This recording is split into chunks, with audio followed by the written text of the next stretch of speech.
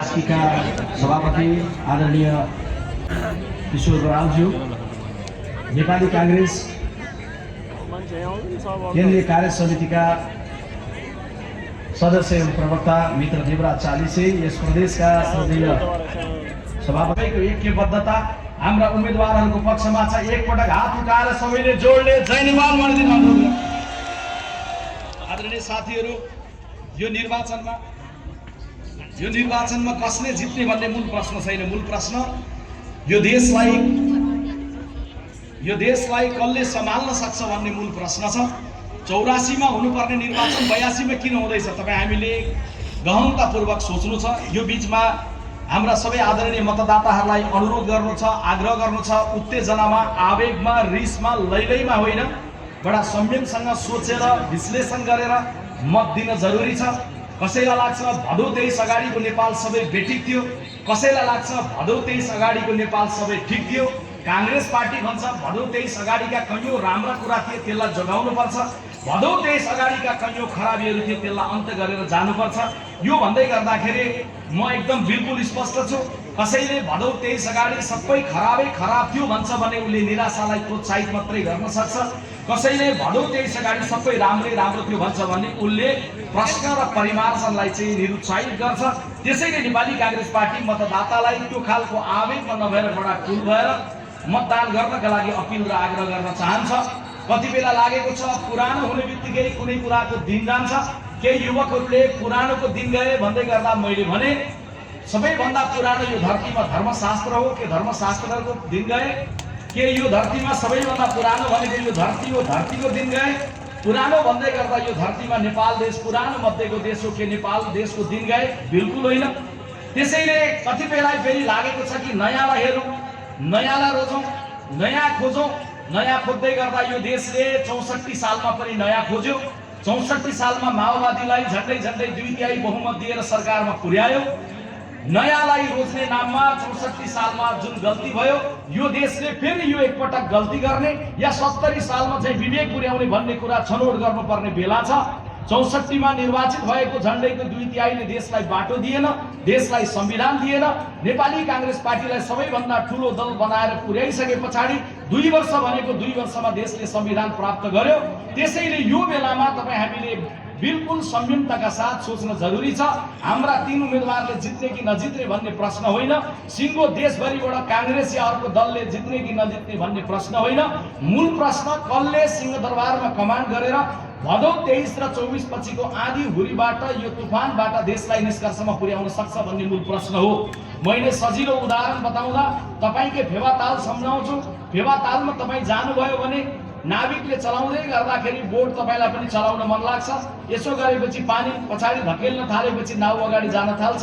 तपाईले सिकेपछि तपाईको साथीलाई पनि सिक्न मन लाग्छ, उसले पनि त्यसरी नै सिक्नतिर लाग्छ। तर जब फेवातालको बीचमा नाउ पुग्छ, नाउ पुगिसकेपछि कथम कदाचित आँधी आयो भने, हुरी आयो, तुफान आयो, छाल आयो भने त्यो नाउ चलाउने नाविकले के भन्छ भने भाइहरू सिक्ने काम पछि गरौँला, अहिले मलाई यो कमान्ड देऊ, यो नाउबाट देशलाई जोगाउनु पर्छ कांग्रेसले। ठिक त्यसैले नाविकले जोगाए जस्तै गरेर देशलाई जोगाउनका लागि कांग्रेसले अहिले कमान्ड लिनुपर्ने, कमान्ड सम्हाल्नु पर्ने भन्ने आवश्यकता छ। हामी जान्दछौँ पोखरामा अन्तर्राष्ट्रिय विमानस्थल बन्यो, तर विमानस्थल गुलजार हुन सकेको छैन। यो हामीले गर्नुपर्ने कर्तव्यमा छ। फेवाताललाई संरक्षण गर्नुपर्ने, सम्वर्धन गर्नुपर्ने, प्रदूषणलाई अन्त्य गर्नुपर्ने तपाईँ हाम्रो कर्तव्य छ। पोखरालाई एउटा पर्यटकीय राजधानीको रूपमा, पोखरालाई विश्वव्यापी रूपमा ब्रान्डिङ गर्नु पर्यो, हाम्रो यो कर्तव्य छ। अव्यवस्थित शहरीकरण भएको छ, ट्राफिकको समस्या छ। यी सबै कामहरूको सन्दर्भमा हामीले केन्द्रमा एउटा बलियो सरकार, गण्डकी प्रदेशमा रहेको अर्को प्रदेश सरकार अनि यहाँका स्थानीय तह सबै मिलेर यो समस्याहरूको समाधान गर्नु छ, हल गरेर जानु छ। हामीले नेपाली कांग्रेस पार्टीले कास्कीका लागि, कास्की सँगसँगै सिङ्गो देशका लागि सोच्नुपर्ने कतिपय महत्त्वपूर्ण कुराहरू छन्।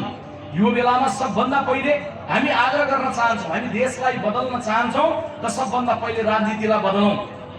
नेपाली कांग्रेस पार्टीले संकल्प गरेको छ, हामी राजनीतिलाई बदल्न चाहन्छौँ, राजनीतिको शैली बदल्न चाहन्छौँ, संस्कारलाई बदल्न चाहन्छौँ। राजनीतिको यो मैदानमा, चुनावको मैदानमा हाम्रो लागि कोही पनि दुश्मन छैनन्। आज हामी जो प्रतिस्पर्धामा छौँ, यी सबै दलहरू भोलि सत्ता र प्रतिपक्षमा रहेर सँगसँगै मिलेर काम गर्नु छ।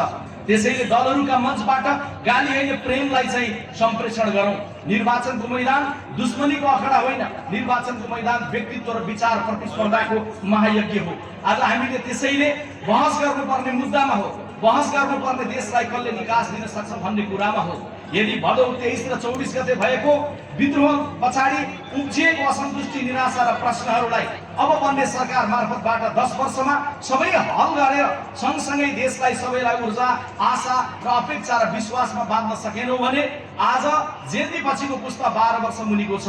त्यो पुस्ता जो 8 वर्षको होला 10 वर्षपछि 18 को हुन्छ, जो 12 वर्षको होला 10 वर्षपछि 22 वर्षको हुन्छ। अबको 10 वर्षपछि 10 वर्षभित्रमा देशलाई समुन्नतिको एउटा उचाइ र विश्वासमा हामीले लान सकेनौँ भने त्यो बेलामा अल्फा त्यो पुस्ताको नेतृत्वमा अर्को विद्रोह हुन सक्छ। के हामी स्वीकार्न सक्छौँ फेरि 70-75 जना आमाहरूको काख रितिएको? के हामी फेरि सुन्न सक्छौँ नयाँ बनाउन लागेको सिंहदरबार फेरि जल्दै गरेको? त्यसैले प्रश्न देशलाई गाँच्ने भन्ने कुरा छ। त्यसैले हामी सबैलाई आग्रह गर्न चाहन्छौँ, आउनुहोस् मुद्दामा बहस गरौँ, छलफल गरौँ, आवेगमा होइन, आक्रोशमा होइन, गालीमा होइन, विगतका कमजोरीहरूको आत्मालोचना गरौँ, विगतका राम्रा कुराहरू जोगाएर जाउँ। अबको दिनमा देशलाई लिएर जाने राम्रो भिजन र राम्रो लिडरसिपलाई चुनेर जाउँ। त्यसैले यो बेलामा म पोखराको यो नगरीबाट अन्य राजनीतिक दलका सबैलाई आग्रह गर्न चाहन्छु, नेपाली कांग्रेस पार्टी यी सबै कुराको सन्दर्भमा छलफलमा मैदानमा आउन तयार छ, सार्वजनिक बहसमा तयार छ। आज मेरो आग्रह छ मिडियाका साथीहरू मार्फतबाट पनि अरू दलहरू समक्ष पुगोस्। नेपाली कांग्रेस पार्टी निमन्त्रण गर्न चाहन्छ 18 गतेका दिन होली छ, काठमाडौँको कुनै एउटा खुला मञ्चमा प्रधानमन्त्रीका सबै उम्मेदवारहरूलाई सँगसँगै राखेर होली पनि सँगै खेलौँ, बहस पनि सँगसँगै गरौँ। होली मनाउँदै गर्दा एक ठाउँ उभि राखेर हामी सबै सँगसँगै उभि राखेर खुला बहस गरिराखेर हरेक दृष्टिकोणमा, हरेक विचारमा, हरेक मुद्दामा कसरी हामी काम गर्छौँ भन्ने कुरा सोचेर जाउँ। म त्यो आग्रह गर्न चाहन्छु। मैले आग्रह जेनजी पुस्ताकालाई पनि गर्नु छ।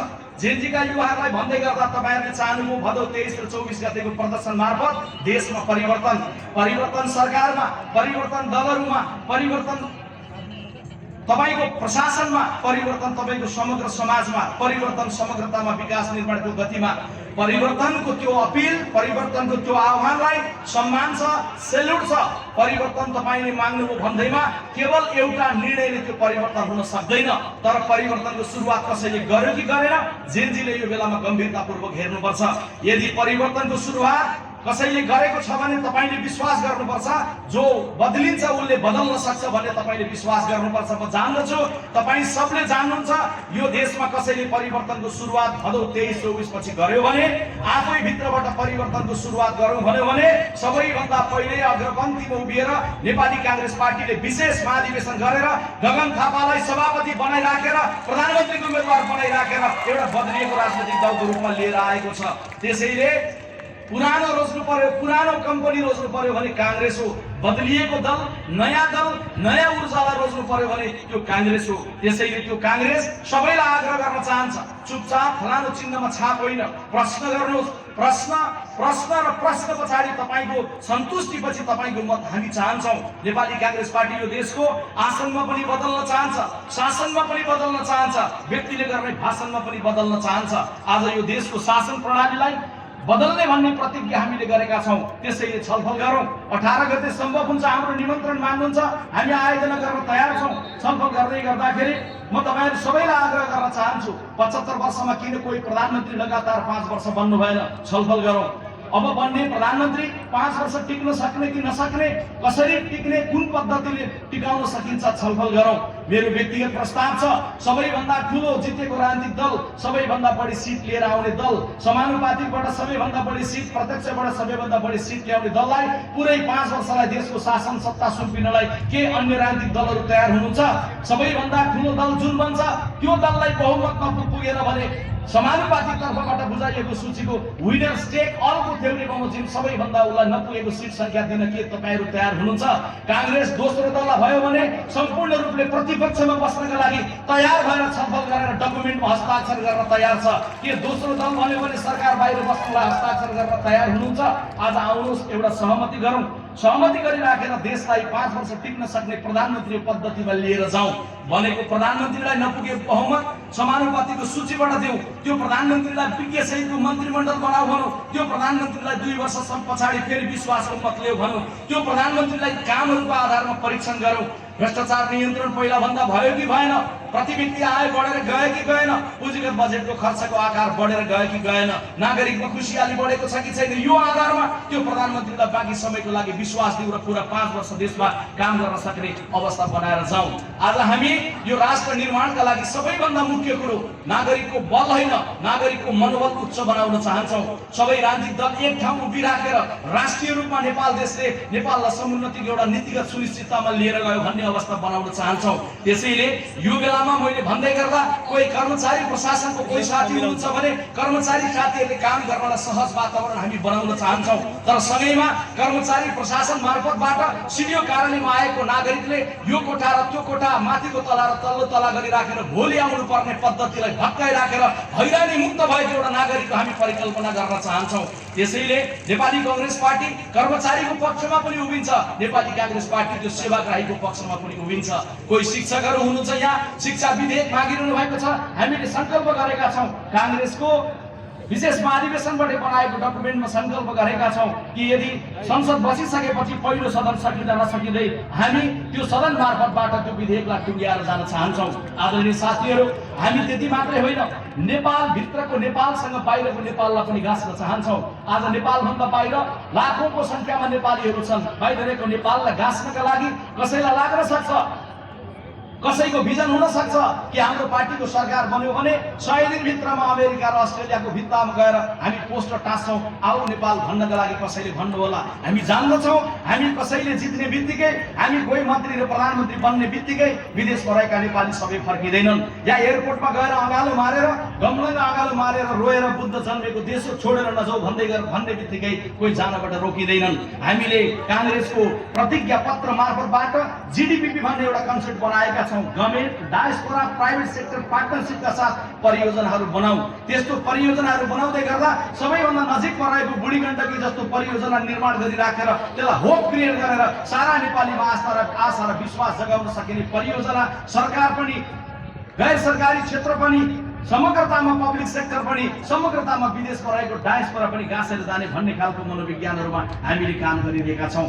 आदरणीय साथीहरू, भौतिक पूर्वाधार निर्माणको सन्दर्भमा हामी सम्पूर्ण रूपले ढिलाइ अन्त्य गर्न चाहन्छौँ। बाटो बन्दैछ, बन्न ढिलो, पुल बन्दैछ, पुल बन्न ढिलो, अर्को परियोजना बन्दैछ, बन्न ढिलो। कसैको भिजनले भन्ला काम ढिलो भयो भने त्यो काम गर्दै गरेको श्रमिकलाई या काम गर्दै गरेको ठेकेदारलाई रुखमा बाँधेर समाधान गर्न सकिन्छ। कसैको भिजनले भन्ला, कांग्रेस त्यो भन्दैन। कांग्रेस त्यो निर्माण व्यवसायीको पनि मनोबल उठाउन चाहन्छ, श्रमिकको पनि मनोबल उठाउन चाहन्छ। रुखमा बाँधेर यदि बाटो बन्ने भए अमेरिका या बेलायत जस्ता देशहरू या जापान जस्ता देशहरू श्रमिकलाई या ठेकेदारलाई रुखमा बाँधेर भएका होइनन् भन्ने कुरो जान्दछ, बुझाउन चाहन्छ। र नेपाली कांग्रेस पार्टीले निदो गरेको छ कि नेपाली कांग्रेस पार्टी यसका लागि कानुनमा सुधार गर्न चाहन्छ, कानुनमा परिवर्तन गर्न चाहन्छ, ठेक्का प्रक्रियामा सुधार गर्न चाहन्छ, निर्माण व्यवसायी र श्रमिकलाई पनि प्रोत्साहन गर्न चाहन्छ। अनि नेपाली कांग्रेस यो देशमा दिनभरि काम हुने र रात परेपछि पुरै नेपाल सुत्ने कुरालाई पनि भत्काउन चाहन्छ। रातको 1 बज्दा पनि अस्पतालमा स्लाइन चल्न मिल्ने, रातको 2 बज्दा पनि बाबा तपाईको औषधि खाने बेला भयो भनेर बिहानको उज्यालो 4 बज्दै गर्दा नर्सले उठाएर खुवाउन मिल्ने, मध्यरातको दुर्घटनामा पर्यो कोही भने तपाईँ म पर्यो भने अस्पतालको अपरेसन थिएटरमा गएर डाक्टरले तपाईलाई मलाई अपरेसन गरेर बचाउन मिल्ने। तर बाटो बनाउने र पुल बनाउने काम भने सूर्य अस्त नेपाल मस्त, साँझ पर्दैपछि नेपाल अलिकति पिएर होस् अलिकति नपिएर होस् पुरा चुप लागेर सुत्नु पर्ने यो पद्धतिलाई भत्काइराखेर नेपाली कांग्रेस पार्टी 8 घण्टा र 8 घण्टा गरेर 3 वटा 8 घण्टामा नेपाल पुरै जाग्ने पद्धतिमा जानलाई संकल्प गरिरहेको छ, प्रतिज्ञा गरिरहेको छ, प्रतिज्ञा पत्र मार्फत लेखिरहेको छ। दिनभरिको 8 घण्टामा काम गर्दा एउटा श्रमिकले जति रोजगारी प्राप्त गर्छ, पारिश्रमिक प्राप्त गर्दछ, राति काम गर्दै गर्दा स्वाभाविक छ कि उनले गर्नुपर्ने प्राप्त गर्नुपर्ने पारिश्रमिक देना होला, राति प्रकाश नहोला, जेनेरेटर प्रयोग गर्नु पर्ला, खर्च अलिकति पेट्रोल डिजेलको बढेर जाला। तर 3 वर्षमा बनाउने पुललाई 1 वर्षमा बनाउँदै गर्दा समग्रतामा रडको सिमेन्टको सबै भाउले गर्दै गर्दा त्यो लगानी लागत घटेर आउँछ। त्यसैले नेपाली कांग्रेस पार्टीले निलो गर्दै गर्दा निलो गरेको छ। नेपाल अब जाग्नेछ, नेपाल अब उठ्नेछ, नेपाल अब समुन्नतिमा जानेछ। यसो भन्दै गर्दा सबैभन्दा मुख्य प्रश्न आउँछ भ्रष्टाचारको सन्दर्भमा पनि, भ्रष्टाचारबाट कठोर कारबाहीको सन्दर्भमा पनि हामीले आग्रह गरिराखेर हुँदैन, हामीले सोचाइ मात्रै बनाएर हुँदैन, त्यसमा कठोरता चाहिन्छ। त्यो कठोरताका लागि नेपाली कांग्रेस पार्टीले थप कानुन निर्माण गर्ने कुराको संकल्प गरेको छ। नेपाली कांग्रेस पार्टीले अख्तियारलाई बलियो बनाउने कुराको एकपटक थपडी बजाएर स्वागत गर्दिनु।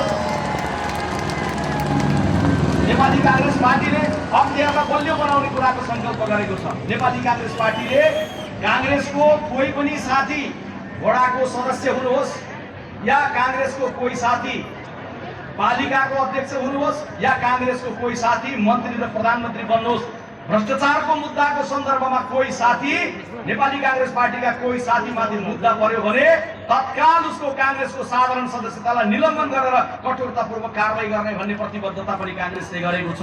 हामी यो समग्र गर्दै गर्दा हामी जान्दछौँ देश एउटा हिरोले बनाउँदैन, एउटा हिरोको कारण निर्मल चल्ला देश चल्दैन। एउटा हिरोको कारणले गर्दाखेरि देश बन्छ भन्ने कुराबाट मुक्त भएर नेपाली कांग्रेस पार्टी सिङ्गो टिमलाई लिएर जाने मनोविज्ञानमा छ। त्यसैले आज पोखराको यो समारोह उपस्थित सबै आदरणीय आमा बुबा दिदीबहिनी दाजुभाइलाई हामी अपिल गर्न चाहन्छौँ, अब यो देशको प्रधानमन्त्री गगन थापालाई बनाइराखेर सबै नेपालीलाई एउटा ऊर्जामा लिएर जानु हामीले जरुरी छ। त्यसको लागि तपाईँ हामीले अबको केही दिन बाँकी दिन साना तिना मतान्तर गुनासोलाई छोडिराखेर आफ्नो वडामा केन्द्रित हुनु छ। आफ्नो वडामा केन्द्रित नभएर वरिपरिको 50 घरमा केन्द्रित नभएर हामी ओल्लो गाउँ र पल्लो गाउँ कुद्दै गर्दाखेरि मुलुकले बाटो प्राप्त गर्दैन, निर्वाचनले परिणाम प्राप्त गर्दैन। त्यसैले म तपाईहरु सबैलाई आग्रह गर्न चाहन्छु के तपाई साना तिना कुरा बिर्सेर बाँकी 3-4 दिनको अवधि आफ्नो वडामा केन्द्रित भएर सम्पूर्ण रूपले उम्मेदवार जो हो कुनै उम्मेदवारहरुको हामी नै हो उम्मेदवार भन्ने मनोविज्ञानले लाग्न तयार हुनुहुन्छ? तयार हुने साथीहरुले हात हल्लाइदिनुस् एकपटक। तपाई हाम्रो अभियानलाई अगाडि बढाउन तीनटै उम्मेदवारलाई उम्मेदवारका रूपमा विजयी गराएर जानका लागि म आफै उम्मेदवार हो भन्ने मनोविज्ञानमा उम्मेदवारलाई अनुमोदन गर्न तयार हुनुहुन्छ? तयार हुनुहुन्छ भने जोरदार थपडी बजाइदिनुस्, जोरदार थपडी बजाइदिनुस्। तपाईहरुले थपडी त बजाउनु हो तर थपडीमा दम पुगेन। थपडी कस्तो बजाउनुस् म आग्रह गर्न चाहन्छु भने 21 गते निर्वाचन हुन्छ, 22 गते बिहानदेखि मतगणना सुरु हुन्छ, 23 गते 23 गते 24 गते मतगणना हुन्छ, 25 गते बिहान उज्यालो हुने बेलामा कास्कीबाट रेडियोहरूले समाचार पुग्छन्। कास्कीको 3वटै क्षेत्रबाट रुखचिन्हका उम्मेदवार भारी मत विजय। त्यो बेलामा कस्तो थपडी बजाउनुपर्छ एकपटक जोरदार थपडी बजाइदिनुस् विजयको त्यो अभियानको लागि। अनि सबैले हात हल्लाएर भनिदिनुहोस्, दुवै हात हल्लाएर जय नेपाल, जोरदारसँग हात हल्लाएर भनिदिनुहोस् जय नेपाल। 25 गते परिणाम आए पछाडि जय नेपाल त फेरि पनि भन्न पाइन्छ, तर 25 गते एउटा नारा लगाउन पाइदैन। त्यो नारा भनेको भोट केमा रुखमा, किनभने विजय हासिल गरेर र्याली लिएर धन्यवाद दिन हिँड्दै गर्दाखेरि फेरि भोट केमा रुखमा भनिरहन मजा आउँदैन। मजा अहिले आउँछ हृदयदेखि जोड गरेर भनिदिनुहोस् भोट केमा, भोट केमा। दुवै हात हल्लाएर फेरि भनिदिनुहोस् जय नेपाल। यति भनिराखेर सभापतिजी आइपुग्न पनि लाग्नुभयो। मैले तपाईहरुको